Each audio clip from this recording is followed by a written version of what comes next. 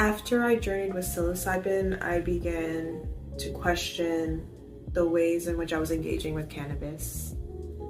I feel like psilocybin cracked my heart open and really solidified in my mind and my heart and my being the interconnectedness of all the species and the diverse species around us. And I'm becoming increasingly more aware of the ways in which colonial perspectives limit the ways in which we build relationships with non-human kin. And then entering the cannabis industry, I started learning more of the science behind cannabis and how it interacts with our body. And I learned more about our endocannabinoid system, which is a system that regulates so many different parts of our body as well as our mind. And it really helped me to gain a better perspective of how cannabis truly is a medicine. And with that understanding, I feel like spiritually and like in my mind, I decided to start taking tea breaks and introduce more CBD rich flower into my consumption. And I was really amazed at how supportive CBD rich flower was. It's not something I had experienced before that. I was mostly consuming like the highest THC that I could possibly find. Now, it wasn't until I became pregnant that I decided to stop consuming altogether. And I'm very grateful for that experience because it's really allowed me to take the time to shift my understanding of how I consume cannabis and how I wanted to intentionally build a relationship.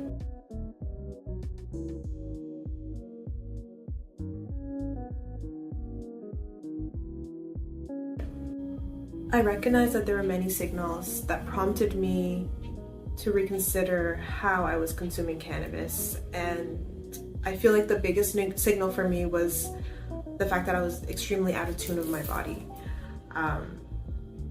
I correlated that with like the amount that I was consuming because I was making all these decisions and choices that were not benefiting me, that were damaging me in almost every aspect of my well-being.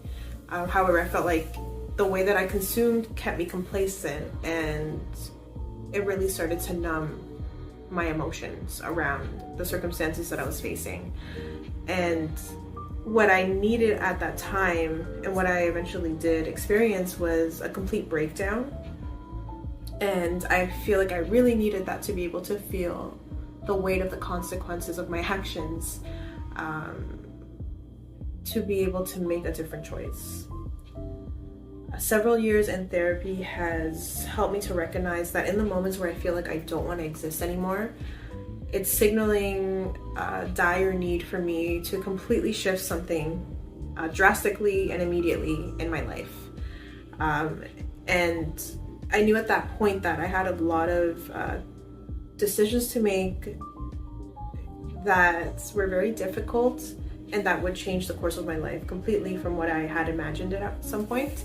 And I knew that one of the ways that I was able to know what direction I needed to go in next was to really reduce the way that I was consuming.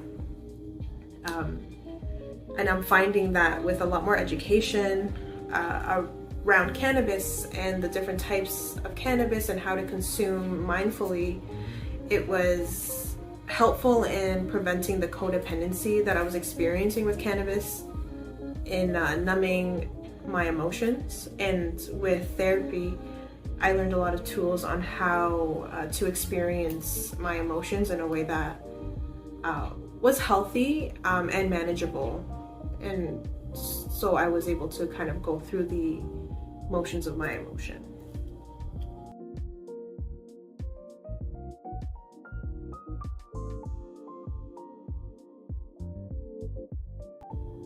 I believe my dependency on cannabis stemmed from the belief that I was not able to handle my emotions.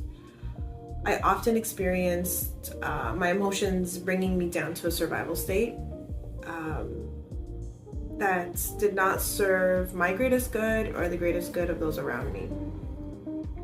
And that lack of trust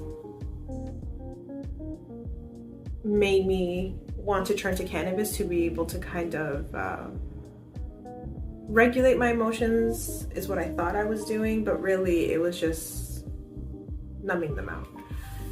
So when I became pregnant, I made the decision to quit, and that was the first time I stopped smoking cannabis in over a decade. And I was actually really surprised at how easy it was, and I really think it was because I was able to focus on the pregnancy. There's just, new life growing. I was very excited and very happy, and my pregnancy was pretty easy, to be honest. It was filled with ease and joy, and I felt so connected to my body for the first time in so long. So I feel like it was something that I am so grateful to have experienced without cannabis, especially because of the way that I was using cannabis. However, when I gave birth, it was such a drastic difference from my pregnancy. I ended up having an emergency C-section. I had a few health complications, and I found myself in the depths of postpartum depression. And truthfully, I don't even know how I got out of that fog. After I gave birth, I didn't consume for another 3 months after that. And I really feel like I needed to be able to get through that moment, those 3 months without cannabis, because it really showed me how incredibly resilient I am. And it helped me see that I didn't need cannabis the way that I believed I needed it, because I had just done the most difficult thing I've ever done in the entirety of my life so far. And I really appreciated having that shift in perspective, because it almost like cured this idea that I have a codependent relationship. It's like, well, now I don't. And I've proven and I have evidence that I don't. So now what can that relationship look like next?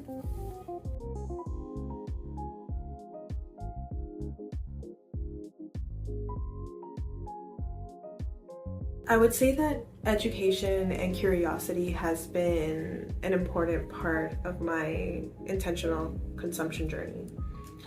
I am prioritizing building a relationship with this plant, and I am curious about, like, who is this plant?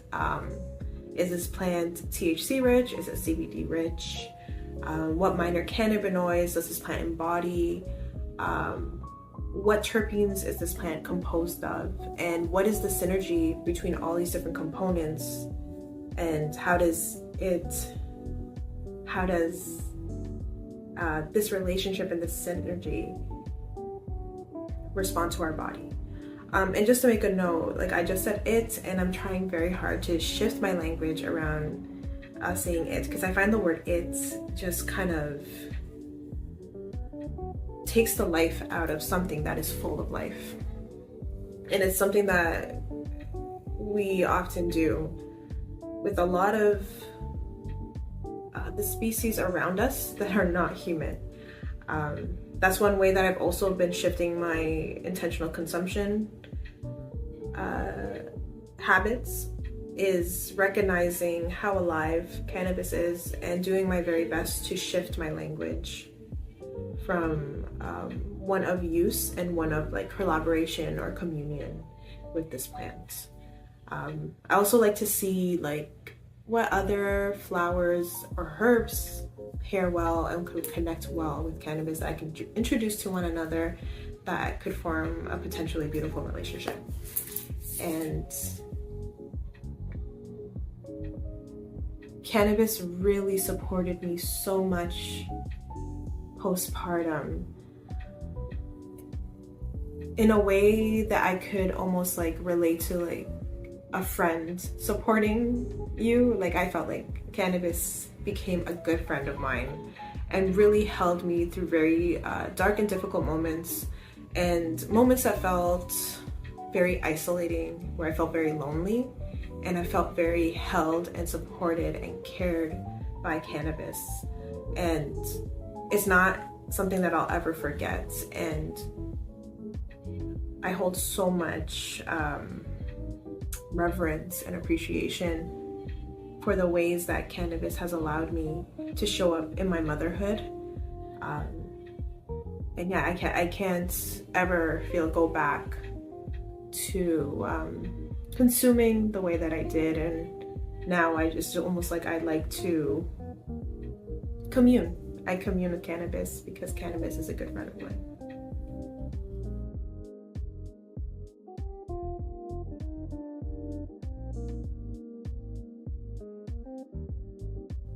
If I could give someone advice that was looking to find more balance in their consumption routine, I would say, as I often say to myself, that there's no linear path. And I often remind myself that there are going to be hiccups and there's going to be moments where you're not in integrity with the intentions that you set. And it's not so much about feeling defeated in those moments. I find that inviting more compassion and patience for myself as I go through this process has allowed me to really have a quicker turnover when I fall short of the intentions that I've set for myself and the relationship that I'm trying to build with cannabis. And I would say that if you've ever felt like you needed to take a tea break, or you find yourself not understanding why you're consuming the way that you're consuming, to really follow that call and to honor what balance feels like for you.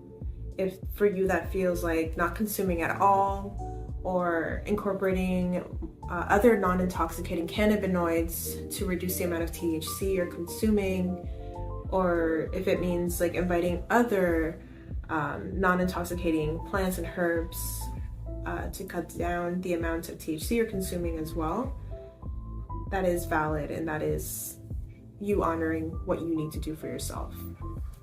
Like, our bodies are extremely wise, and I find that often with THC rich cannabis, it shows up in our bodies creating a tolerance to the point where we can't